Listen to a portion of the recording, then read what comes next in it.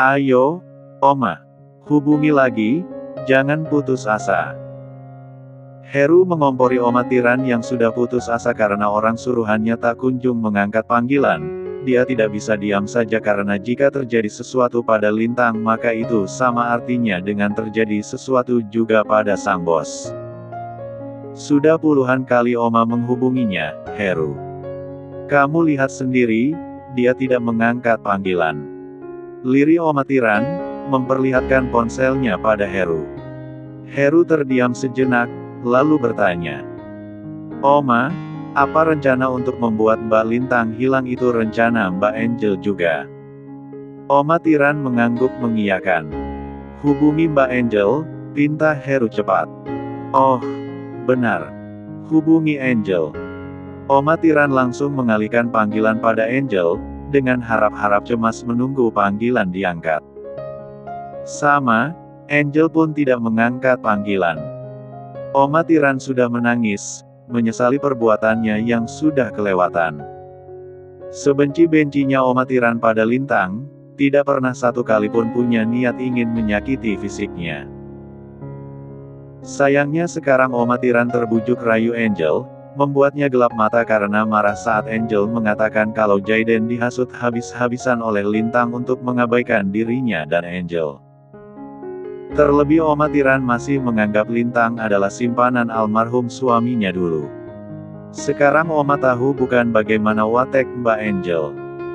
Heru tersenyum, raut wajahnya menatap mengejek pada Oma Tiran. Heru tahu apa yang dirinya lakukan sangat tidak sopan, tapi dirinya sudah terlalu emosi pada perempuan tua di depannya yang jahat bagaikan mertua-mertua dalam serial drama ikan terbang.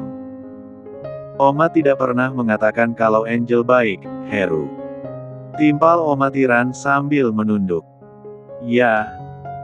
Oma Tiran tahu Angel kadang kelewatan saat merencanakan sesuatu, tapi Oma Tiran tahunya kalau dirinya punya hutang nyawa jadi mana mungkin menolak keinginan Angel. Lagi pula selama ini Angel sangat baik dan perhatian, Oma Tiran tak bisa mengabaikan sikapnya itu. Namun, siapa yang tahu, ternyata Angel penipu dan bukanlah yang menolong dirinya. Nah, itu masalahnya. Heru terkekeh kecil. Sudah tahu watak Mbak Angel jahatnya nauzubillah, masih aja percaya dia yang nolong. Sekali ibu peri mana mungkin berubah jadi penyihir, ngerti gak? Oma Tiran menatap Heru, bibirnya keluh tidak dapat menjawab. Ya, jelas benar. Heru gemas sekali. Jika Mbak Angel yang nolong dulu sampai mengabaikan keselamatan dirinya sendiri, itu artinya dia punya hati baik sekali. Harusnya jika dari awal Mbak Angel baik, mana mungkin sekarang dia sampai hati menyakiti dan merampas milik orang lain. Ucapan Heru memang tidak pedas, tapi tajam seperti silet sampai menyobek luka di hati Oma Tiran. Oma Tiran makin merasa bersalah, bahkan mungkin berkali-kali lipat dari sebelumnya saat disadarkan dari kebodohannya selama ini. Melihat Oma Tiran menangis terseduh-seduh, Heru nyengir malu karena sekarang orang-orang menatap penuh peringatan pada dirinya. Heru kembali menatap Oma Tiran, Oma, ayo kita pulang. Oma, jangan bikin repot Pak Jaiden dengan Oma ngeyel mau tetap di sini. Potong Heru, sudah dapat menebak kemana arah jawaban Oma Tiran. Sekarang ini Pak Jaiden tengah susah payah mencari keberadaan Mbak Lintang. Gak lucu kan hanya karena Oma mau tetap di sini dan berakhir diculik orang. Nanti pekerjaan Pak Jaiden jadi 2 kali lipat, dong. Kalau lagi dalam situasi normal, Oma Tiran tak akan segan mengambil sapu dan memukul kepala Heru karena ucapannya benar-benar menyebalkan. Namun, karena situasi tengah tidak kondusif, Oma Tiran hanya menurut dan berdiri untuk pulang.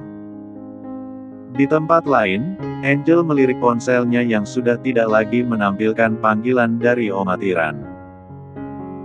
Angel bukannya tidak tahu kalau Oma Tiran memanggil, tapi dia sengaja tidak mengangkatnya karena takut kalau Oma Tiran menghubungi dirinya hanya untuk mengurungkan rencana membuang Lintang.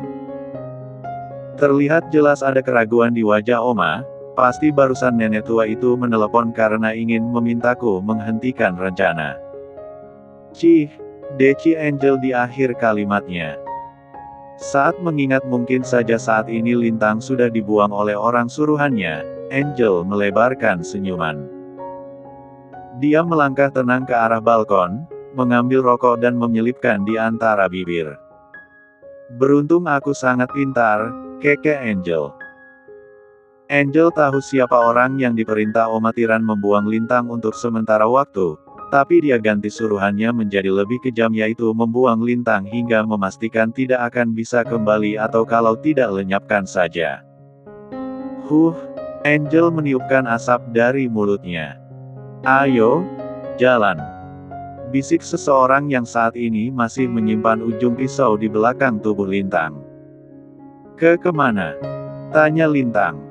Keluar dari kerumunan orang, timpal seseorang. Aku bisa teriak, luka sedikit saja tak masalah kalau kamu lupa. Sinis Lintang. Bagian kulitmu yang saya simpan pisau ini tepat mengenai organ dalam, kamu mungkin akan mati di jalan jika saya menusuknya. Keke sang laki-laki. Lintang terpaksa menurut, sebab gerak sedikit saja pisau sudah pasti menggores kulitnya.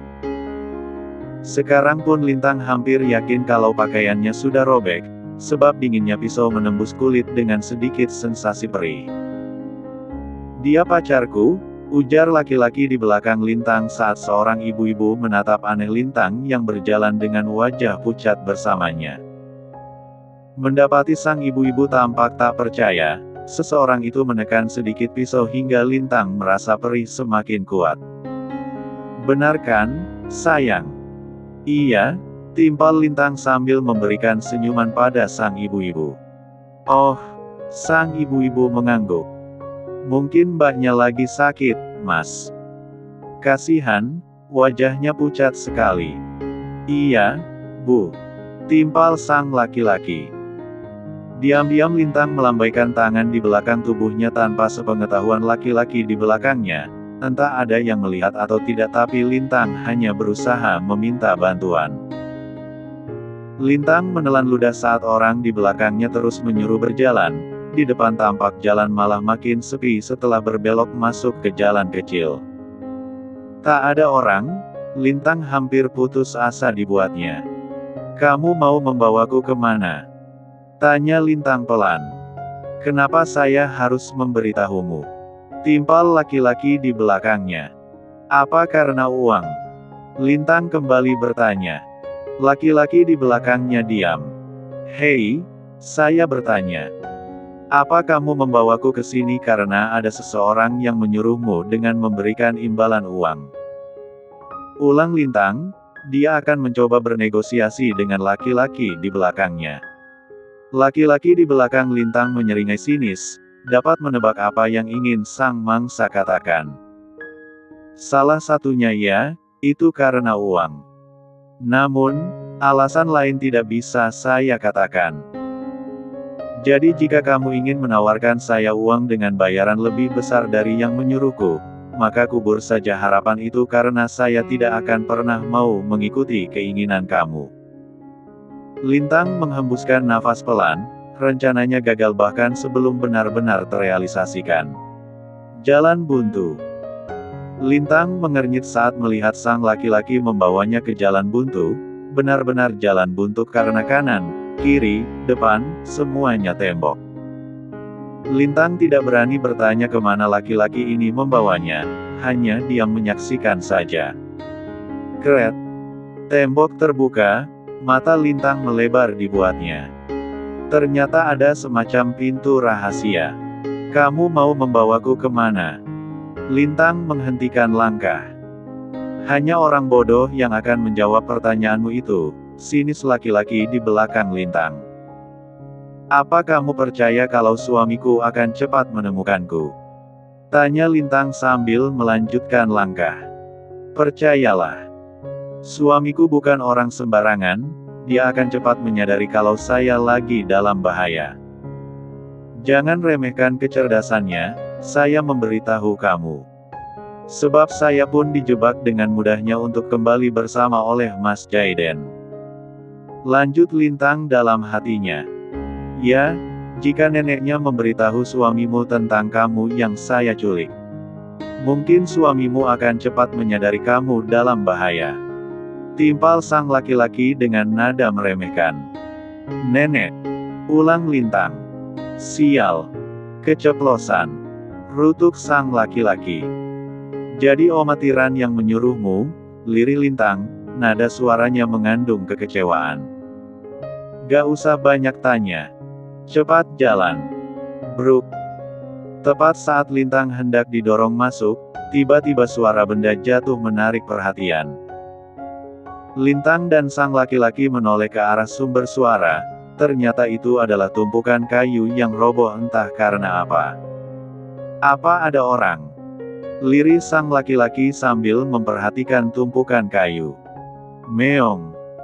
Kucing keluar dari tumpukan kayu, membuat ketegangan langsung mencair seketika. Di saat sang laki-laki lega, di saat yang bersamaan Lintang malah kecewa karena ternyata itu bukan orang yang diam-diam mengikuti untuk menyelamatkan dirinya. Lanjut maju. Lintang melanjutkan langkahnya. Bruk. Kali ini suara jatuh kembali terdengar, baik Lintang maupun sang laki-laki tidak menoleh karena menyangka itu adalah ulah kucing yang tadi. Mas Jaiden, aku percaya kamu akan tahu aku ada di mana. Batin Lintang tidak putus asa. Lintang berdoa untuk keselamatannya pada Sang Maha Pencipta, bagaimanapun bentuk caranya dia yakin pasti ada jalan. Walau jujur perasaan takut tidak bisa dirinya hilangkan, tapi setidaknya dia bisa mengolah emosi agar lebih tenang. Buff. Arg. Suara pukulan ditambah teriakan laki-laki di belakangnya membuat tubuh Lintang langsung menegak, kepalanya yang semula menunduk langsung terangkat. Mungkin karena gerakan tiba-tiba dari tangan laki-laki yang memegang pisau, punggungnya sedikit tertusuk tapi tetap saja mengucurkan darah cukup banyak. Saat Lintang mengusap punggungnya, cairan lengket berwarna merah langsung melumuri telapak tangannya. Sialan! Siapa kamu? Raung sang laki-laki marah karena lehernya terkena pukulan, sakitnya bukan main bahkan rahangnya terasa bengkok. Jaiden, suami dari perempuan yang kamu culik. Suami. Kaget sang laki-laki. Deh. Mendengar nama Jaiden diucapkan oleh suara yang sangat Lintang kenali, jantungnya langsung berdebar tak karuan. Perlahan Lintang menoleh ke belakang hanya untuk menemukan Jaiden kini berdiri menjulang di hadapan laki-laki yang kini terduduk. Saat pandangannya dan Jaiden bertemu Lintang langsung berkaca-kaca saat melihat Jaiden menyunggingkan senyuman tipis. Mas Jaiden, bisik Lintang, rasa takut dalam hatinya sirna seketika terganti dengan rasa aman. Buff. Buff. Buff. Brak. Lintang terdiam kaku di tempatnya saat melihat bagaimana buasnya Jaiden melayangkan serangan pada laki-laki yang sudah menculiknya, seakan tidak puas jika tidak memberi pukulan hebat. Jaiden melakukannya dengan tenaga yang full. Pisau di tangan sang penculik. Apa artinya pisau itu di hadapan Jaiden? Hanya dengan sekali gerakan cepat tangannya, pisau itu sudah terlempar jauh. Jika kamu punya hati nurani, maka biarkan saya membawa perempuan itu pergi. Teriak sang laki-laki dengan mata memerah. Saya berjanji tidak akan melukainya, tapi tolong biarkan saya membawa perempuan itu untuk ikut bersamaku. Berjanji tidak akan melukai. Lintang tertawa tak percaya, lalu memperlihatkan pinggangnya yang menggucurkan darah. Lintang membuka telapak tangan yang menekan darahnya, menunjukkan darah di tangan yang bersumber dari luka. Lalu apa ini? Sialan! Raung Jaiden yang melihat Lintang terluka. Buff! Jaiden menendang tubuh sang penculik hingga terlempar 2 meter jauhnya, seakan belum puas menyalurkan amarahnya dia kembali menendang hingga sang penculik meludahkan darah dari giginya yang patah. Apa kamu gila? Sinis Jaiden, melangkah mendekati sang penculik. Tanpa segan Jaiden menginjak dadanya, membuat sang penculik terbatuk karena rasa sesaknya. Saya punya hati nurani, tapi bukan untuk mengasihi orang sepertimu. Silakan pukul, tendang, bahkan siksa saya. Kalau perlu jebloskan saya ke polisi juga saya mau, tapi saya tetap akan memohon agar kamu mengizinkan saya membawa perempuan itu. Laki-laki yang menculik Lintang memelas, bahkan sudah menangis dalam memohonnya. Lintang menatap laki-laki yang dia perkirakan usianya mungkin berada di pertengahan 30-an, tapi melihatnya yang seperti orang putus asa mendadak Lintang penasaran apa yang menyebabkan menjadi seperti ini bahkan mengambil jalan menjadi penjahat. Lintang berjalan mendekati Jaiden, menarik tangannya menjauh dari sang penculik. "Kamu tidak apa-apa?" tanya Jaiden sambil memeriksa luka Lintang. "Hanya tertusuk sedikit," timpal Lintang sambil tersenyum tipis. "Lihat, dia tidak terluka terlalu dalam, kan?" Bela sang penculik, ingin bangun tapi ternyata tubuhnya tidak kuat. Terpaksa sang penculik tetap terbaring, sebagai gantinya dia mengangkat wajah menatap Jaiden dan Lintang. "Adik saya, adik perempuanku hilang." Mbak Angel mengatakan tahu di mana keberadaan adik perempuanku, tapi jika saya mau menemukannya saya harus membawa perempuan ini ke tempat di mana saat ini adik saya berada sebagai pertukaran. Jika tidak, akan sia-sia walau saya tahu datang ke tempat adik perempuanku sekarang. Jadi saya mohon, biarkan saya membawa perempuan ini. Nanti saat di sana, saya akan melindunginya dengan nyawaku sendiri dan memastikan untuk kembali. Tadinya sang laki-laki akan membawa Lintang ke tempat adiknya, dia akan menggunakan sebagai pertukaran. Hanya begitu, sang laki-laki akan melupakan Lintang dan membawa adik perempuannya kembali. Namun, rencananya gagal, Jaiden datang dan menghalangi niatnya. Maka dari itu, dia kini memohon belas kasih Jaiden dan kesediaan Lintang menolongnya. "Bajingan ini," desis Jaiden. Jaiden menarik Lintang ke tempat aman, setelahnya dia menduduki perut sang laki-laki lalu mengepalkan tangan menjadi tinju. "Baf!" Jaiden memukul satu pipi sang laki-laki. "Baf!" Kembali Jaiden memukul pipi lainnya sang laki-laki. Nafas Jaiden naik turun, matanya menajam dengan rahang mengetat. Siapapun akan melihat seberapa besar kemarahan yang saat ini Jaiden miliki untuk laki-laki di bawahnya, bahkan aura membunuh mengguar begitu kuat. "Brengsek! Apa kamu pikir yang berharga itu hanya adikmu saja?"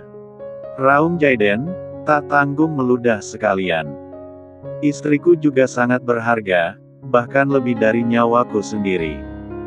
Berani sekali kamu akan menjadikannya pertukaran demi menyelamatkan adikmu. Cuy, sampah!" Sang penculik menangis, masih tidak menyerah untuk memohon. "Adik perempuanku sudah hilang 3 tahun, dari usia 14 tahun sampai sekarang. Saya mohon, tolong saya. Saya tahu kamu dan istrimu orang baik, mohon." sang penculik. "Baf!" Jaiden memukul hidung sang penculik. "Kamu menculik istriku, sekarang memohon belas kasihan dariku. Tidak waras!" bentak Jaiden, tidak terima istrinya akan diminta untuk jadi bahan pertukaran dengan adiknya. "Harusnya kamu mikir. Jika adikmu berharga bagimu, itu artinya istriku juga sama berharganya bagiku. Apa kamu pikir hanya adikmu yang paling berharga? Maafkan aku terlalu kalut." Lirih sang laki-laki. Tak lama orangnya datang, Jaiden berdiri dan membiarkan orangnya menyeret sang penculik. Bukan untuk diserahkan pada polisi, tapi menangkapnya untuk diinterogasi lebih. Mungkin setelahnya Jaiden akan membawanya ke kantor polisi, guna menyeret Angel dan sang oma. Maybe. Jaiden mendekati Lintang, tangannya langsung gemetar saat melihat darah merembes di baju dari pinggang yang terluka. Sebelum menyentuh lukanya, Jaiden menatap Lintang untuk meminta izin. Boleh aku lihat lukanya? Iya, angguk Lintang. Jaiden melipat bibir saat melihat luka di pinggang Lintang. Dia tidak melihat luka tusuknya sedalam apa, tapi melihat darah yang keluar cukup banyak bisa disimpulkan kalau lukanya tidak bisa diabaikan begitu saja. Kita ke rumah sakit, putus Jaiden. Gak usah, ini hanya luka ringan Mas Jaiden apa-apaan. Pekik Lintang karena Jaiden main gendong-gendong tubuhnya segala, padahal Lintang merasa dia zakat sehat dan mampu berjalan sendiri. Diamlah, ujar Jaiden tak terbantahkan. Pada akhirnya Lintang diam, tidak protes saat Jaiden mengangkat tubuhnya. Karena jarak rumah sakit terlalu jauh, Jaiden membawa Lintang ke klinik terdekat. Setelah pengobatan selesai, Lintang kini sudah kembali berada di dalam mobil bersama Jaiden. Dari mana tahu aku hampir dicelaki orang? Tanya Lintang penasaran. Jaiden langsung menceritakan perihal kejujuran sang oma, lanjut pulang ke rumah, menghubungi Kimi, dan terakhir menyusul kemana Lintang pergi. Terakhir aku sampai di halte bus, lalu ada ibu-ibu yang ngasih tahu tentang orang mencurigakan yang jalan ke arah jalan buntu tadi. Dari sana aku sudah yakin kamu ada di sana, jadi selain menyusulmu aku juga menghubungi orang-orangku untuk segera datang membantu. Lintang tersenyum kecil, bangga memiliki suami yang begitu perhatian seperti Jaiden. Laki-laki itu mau Mas Jaiden apakan? Tanya Lintang.